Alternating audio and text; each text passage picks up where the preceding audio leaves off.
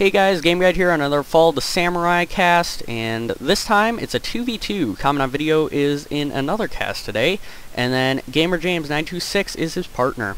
And he's actually a fellow clanmate, yay! Anyway, their opponents are Drooler15 and Tanner Prevost. I guess would be the names, I really don't know. The map is Caldera, and as you can see, there is a large amount of water in the middle. And something interesting about that, it actually kind of serves as a boundary point between the two fights, because it very much so is just two 1v1s, but they're on separate sides of this. Although, their opponents do make kind of an interesting use of this terrain. So, I don't know, I think you guys will like it. Alright, so let me put it in slow-mo here, because a lot happens really quick. First off, as you can see, Kamen has these parrot guns, which is kind of a crucial point. It does some opening damage, which you'd expect from parrot guns. Parrot guns are a very accurate weapon, and they will cause some damage early on, but don't trust them long term. At least that's what I've found. Alright, so Gamer James over here is on the left, and Kamen is on the right, if you look at it from this angle, which is where they start. Now, an interesting part of this map is there is a shrine right here, which is, in my opinion, the best key building you can possibly have. It does start on the side Gamer James is on, and Kamen for that matter, so they have the opening advantage with this shrine. Now, that does not mean that it is an easy win. No, definitely not. Because on the other side, this side starts with a sword dojo. Now, interesting thing about this. This is horrible for this guy's army. This is absolutely horrible. Helps his ally, sure, but it's absolutely horrible for this guy, because this guy brings one of the most interesting armies I've seen on Fall of the Samurai, and personally I don't think any sort of spam will work, but this guy brought something interesting. He brought a bow spam, which is one of the most interesting things I've ever seen. This is the first time I've actually ever seen it, and I don't know, I guess this could work if you use it really, really strategically. But like this, in a huge blob, that won't work really, at least not in my opinion. I don't know, some of you may get it to work. I don't know, I'd like to see it. It's probably not something I would post. I really don't like spam because, I don't know, I find it just irritating. But this guy has 1, 2, 3, 4, 5, 6, 7, 8, 9, 10, 11, 12, 13, 14 sets of Bokachi. And then he has his general who is named Shinshong, which is very stereotypical. Anyway, something very interesting about to happen over here. Now, Kamen's opponent brought this cav unit all the way across this mass of water. Now, I bet a lot of you thought you couldn't actually cross this, but you actually can, and he proved that right here. This Yarikai came storming across, and he is going after this Matchlock Kachi, which is very clever. Gamer James probably did not see this coming, because that mass of water, nobody tries to cross that. It takes way too long, at least that's what a lot of people believe. But it really doesn't take as long as you might think, and it really does benefit them. So he's going to get a couple of these Matchlock Kachi. Not that many, he only got 3 of them, but it does play a decisive role, this cavalry unit. The other cavalry unit was just basically bonsai'd right over here. But this Yarikai, I'm sure you can guess where this one's going. It's pretty obvious. What is the most valuable unit right there? It is the parrot gun. And that is right where he's going. And he is going to succeed with a charge on them. I don't know if Kamen just did not see this. He didn't really have much to react with this because his cavalry was on the other flank, and he had no infantry on this game. So, let's see what he brought here. He brought a... Ooh, what are these guys? Shinsengumi Police Force. Nice little close-up of them. As you can see, the parrot guns are definitely going to be hit. Another Shinsengumi Police Force. A Vermilion Bird Force. Another Shinsengumi. And that is his build. So he brought a lot of line. Very interesting line build. I don't know if it's that effective, but I did remember to put on the unit cards when you scroll over them, so that's very nice. And over here, the cavalry is going to get a nice little charge right into this artillery. I believe it just insta-routes it, or at least it comes close. I believe they do end up remanning it shortly. And the Shinsengumi Police Force has also been caught. I'll put it in play here for a short bit, although I don't really want to miss anything on James's side. Alright. So nice thing about this replay is actually one fight kind of happens right after the other. James's fight is going to happen first, and as you can see, James also brought some artillery. He brought a parrot gun, which, funny thing, he named it the 10TE Parrot Guns, which is the name of our mounted musket regiment, which I thought was pretty creative. And they actually are pretty high rank, 5 chevron, which is pretty good. His build consists of a white bear with 5 chevrons, black tortoise force, unvetted, vermilion bird force unvetted, another black tortoise force, and a 5 chevron white bear as well. Then he has a Yarikachi level 2, and he named it Yari Levy, which is pretty funny. It could confuse some people. Katana Kachi, which is all named Katana Levy, which is, again, used to fool people. And a Yarikachi, unvetted. And that is his build. So, right now, oh, actually, I forgot one unit. He also has this Matchlock Kachi, which you saw get caught a little bit by the cav. So, he snuck these guys into the forest. They are getting good cover from the bows, and they're also getting some nice shots. Now, something you always have to remember is that in a forest, at least, Matchlock are always going to be much better than a bow could ever possibly get them. Their shot is straight, it's not curved, there's no, well, really no hope, I guess. There's a slight hope of it hitting a tree, but as you can see, he's starting to route this flank of archers, which is good. And now is the point where James is going to move up and he's going to start the volleys. And as soon as these volleys start, you'll see that this has a tremendous morale effect. Now, obviously during this time period, guns had pretty much outclassed these bows, and these parrot guns are not helping morale of the enemy at all. So, these parrot guns are doing a lot of damage. He has done a lot of good upgrades with these guys, I believe. Let's see.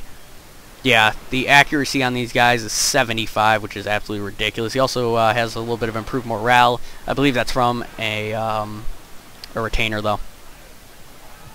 Anyway, these Matchlock Kachi in the forest have still not routed. They've barely lost any guys, actually. And as I said, this army build is just not that effective. Another thing that helped him greatly in this fight was his use of a Katana Kachi. Now, normally I always like Yari Kachi, but in this case, Katana Kachi is much better. Katana Kachi are the ones that are used for quick cutting down of troops. A Yari Kachi will beat a Katana Kachi, though, which I don't know if that's exactly fair for a Katana Kachi, but these guys are the ones who quickly cut up weaker units. Like Spear Levy will be gone in a second, where Yari Kachi take longer. So it's an interesting dynamic to the game, and these Yari Kachi cut up so much so fast. It's kind of crazy. He also rushed this Black Tortoise force in a melee, it looks like. So I don't know. I think this was a good choice by him because bows on guns, it might not have gone in his favor, but bows have horrible, horrible melee stats, as they should. So it's very fair. And as you can see, those parrot guns are still firing. He's now launching some fire arrows out into James's bodyguard, Haryoku.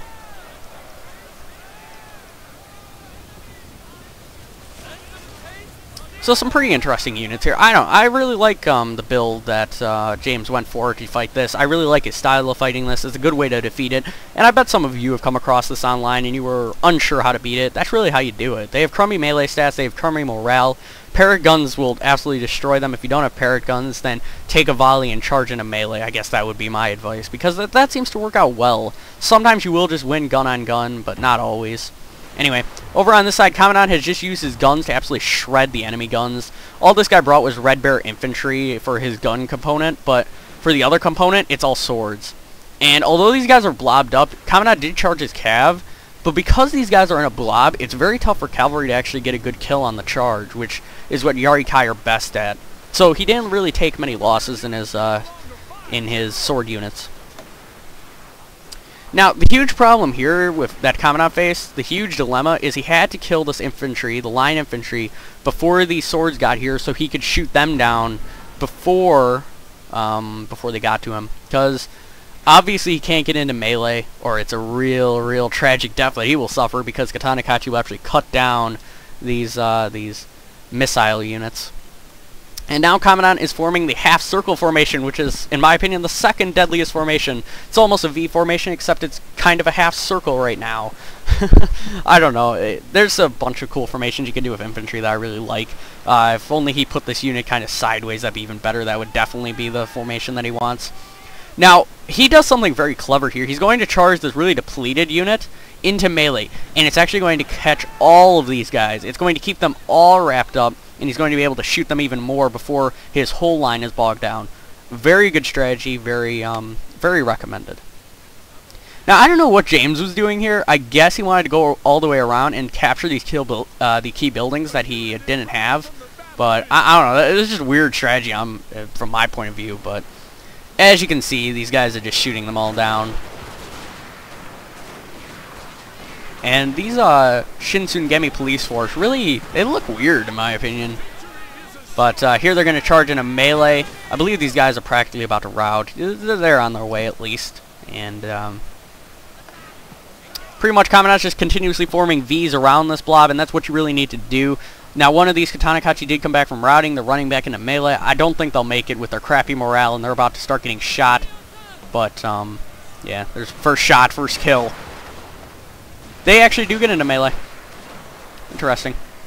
But now they're starting to rout, and I'm pretty sure they'll just break here pretty soon. Now, the huge thing on Shogun 2 is once most of your men start to rout, it's practically a chain rout no matter what. There's nothing you can really do to salvage a situation once a lot of your men start to rout. Just something you always need to take into account. So you need to pull back when you're losing a large amount of forces or something like that. You need to boost your morale so your men don't insta-rout. Actually, one of these Red Bear came back from routing, and they actually got a good volley on the side, which is pretty funny. But this battle is all but over, and I hope you guys enjoyed this. It was an interesting fight. I'll definitely give it that. And I don't know, I hope this taught you some lessons on how to counter some of these builds. Basically 50-50 melee line build and a 100% bow build. Very odd builds. I thought they did a great job of countering these builds. James should have got over here a little bit quicker. I think it would have been a better choice just to run from over here. I don't really know what he was planning with that, but now James actually has his parrot guns firing over here, which is pretty funny. I don't think there's any hope of hitting from this range, but who knows? Parrot guns and artillery in general is very powerful in this game. I don't want to say OP, because I don't think they're really that OP, but they're certainly powerful. So, his opponent then takes the honorable decision of running around the map a little bit with his general, although because, as I said, of Shogun 2's system, where when most men rout, the general routes, yeah, that's going to happen here very soon. At least I'm pretty sure that's what happens. I don't think he's even going to make it to the forest before he routes, although I might just be mistaking myself. I don't know. I don't know. Does he pull an honorable charge? I don't think he makes it. Well, in any case, Commandant, I think we'll give him the... Oh. Well, that hurts. Looks like he tried to general snipe at the end. I actually didn't know about this part of the replay. Huh. I guess I should have paid more attention at the end. Sorry about that, guys. But this general is actually causing a bit of damage with his rifles. He is a gunman general, so he's going to shoot up a bit. He does have those revolvers, as you can see. But now they rout, and they actually didn't take any fire, which is really funny.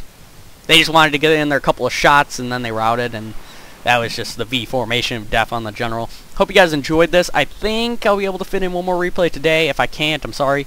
But hope you all enjoyed this, and I will see you guys in the next video, which may be later or tomorrow. Not sure.